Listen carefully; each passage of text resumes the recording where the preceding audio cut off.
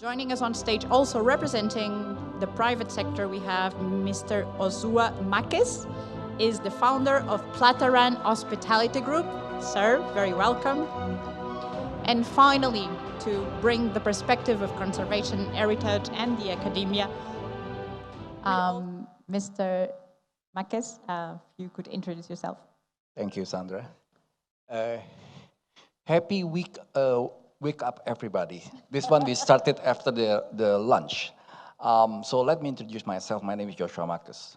I'm the founder of CEO of Plataran Indonesia, a hospitality company that has been awarded with many international and domestic awards, including from the United Nations for Sustainable Development.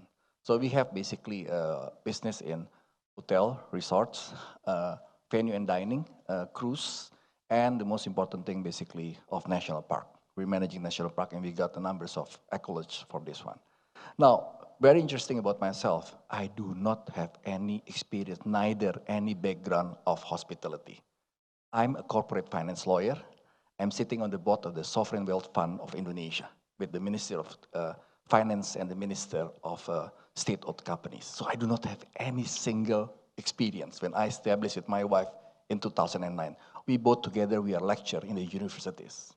Now, if we see the title is basically Rethinking, Plataran is different. We are reconfirming our business model from its birth in 2009. Because since 2009, we have the three aspects integrated all together, which is nature, culture, and community, people-based.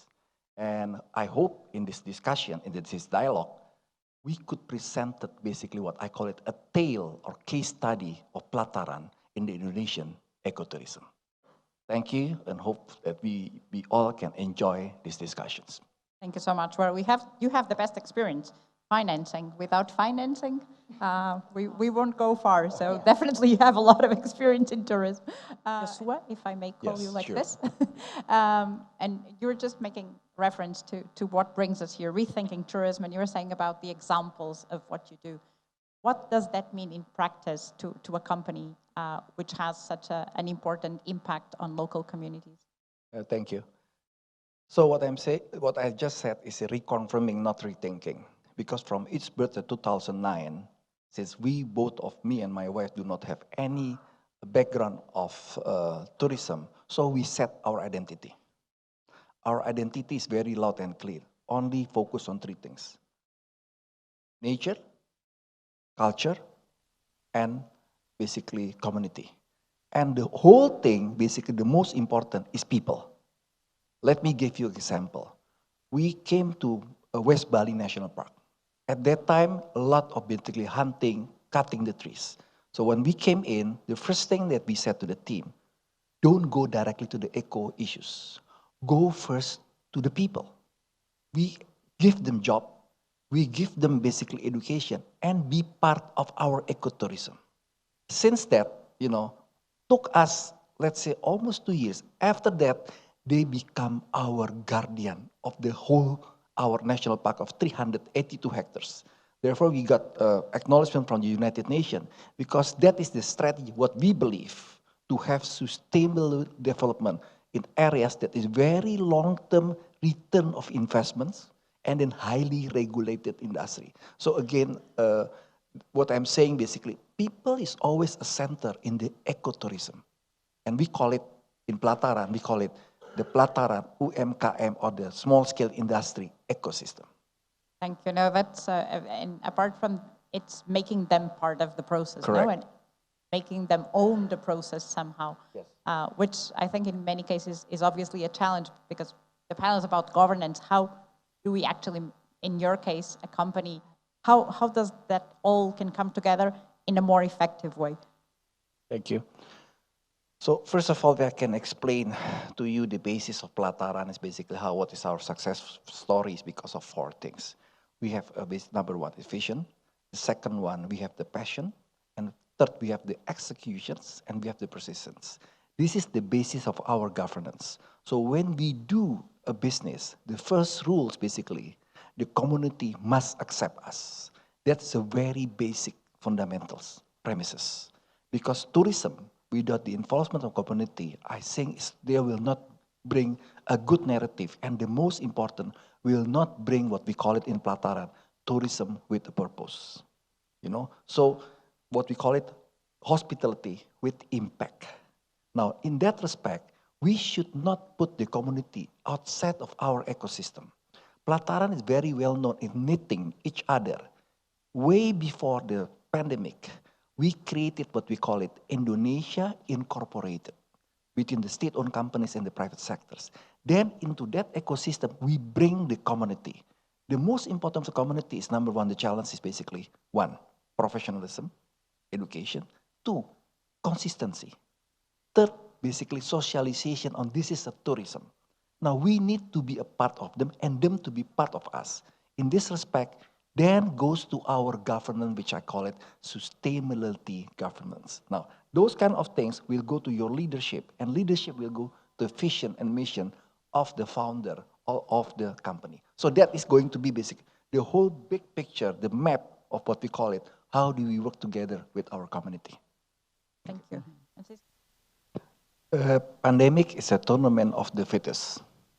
So who passed this pandemic, they are the fittest, you like it or not. And I believe those fittest, why they survive, number one, because they have a clear identity, consistent identity. They know what they want, they know that vision. And the second, basically, they have also a clear, adaptable, and adjusted governance.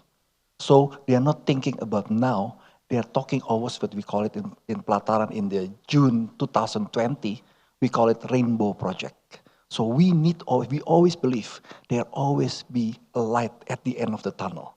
So that makes us think most of these champions, they survive of the pandemic. What would be one model of governance that you think would work, and especially from a private sector perspective, in implementing that spirit of reaffirming? How do you see that model working at national level, bringing all the ministries together? What is missing to have that effective coordination? Thank you. So we have to understand first, they are regulators. They are not players. So that's the first set of mindset that we need to basically to communicate from time to time to the people in the government. Second, each, especially in Indonesia, have a local government, and that's very powerful. So on top of these things, basically, your mode of communications and put them in the picture, but not too in-depth in the execution is very important. Because private sectors, if I may say, they are better in executing all the plans. Yeah? And the government, their interest should be to protect the society. Yeah? So that's what we always have to put together. Now, under the current regime, they have quite a good coordinations. But you have to understand, in Indonesia, each ministry has a certain level of what we call it level 1, level 2, or level 3.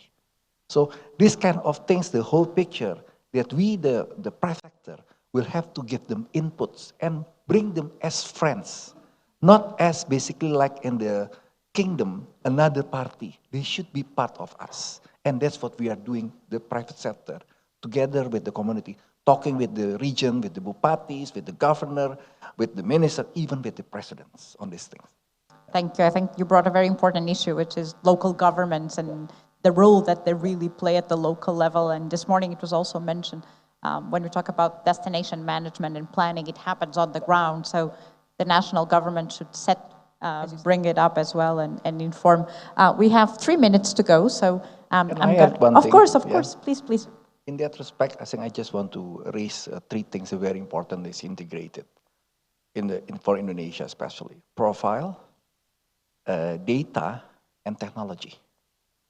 I think the Ministry of Tourism, they have basically what we call it basically a blueprint profile. What do we want of Indonesia tourism? Differentiation from other countries. And I think that's the ecotourism. Second is data. You cannot play with data. Data must be really reliable. And to be reliable, you must have a proper technology. Yeah. And that's what we are doing. Let's say we are doing at Glasgow, Plataran, we work together with the Ministry of Tourism and jejak-in. We cannot create the technology. It's too expensive for us. Jejak-in with Microsoft, they work together, and we enter into a program, what we call it basically, carbon footprint. What is carbon footprint? That goes to the profile, the big profile, which is basically green economy. And profile of Indonesia is basically very friendly to the earth. When we have the data footprint, then we have basically what we call it carbon set off, another story, a narrative. So when you go to Plataran, you click your QR, you get how many carbons you get it, and this is exactly very accurate because we work together with jejak-in and Microsoft. And then you can immediately convert into how many mangroves that you put in the Bali National Park. This is what I call it a big narrative for Indonesia that makes us different, hopefully, from other countries. So this is very much closely related to each other to mix our differentiation. And Indonesia has that. Clearly we have that. We have nature, we have community, we have culture. We should push this one to go to the global climate and green economy.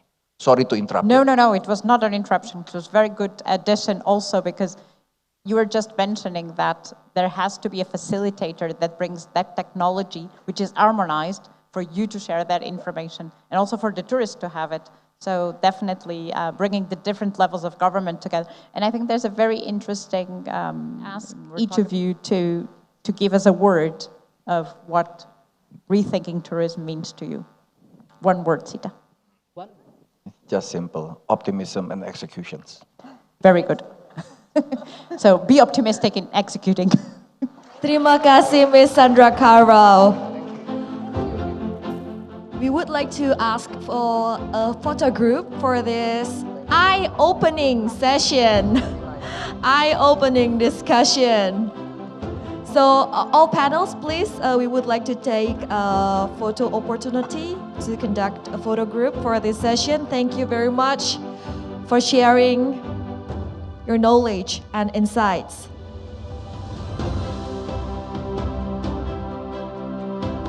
Smile. Yes. Big round of applause for these panels as well as our moderator for this session. Thank you.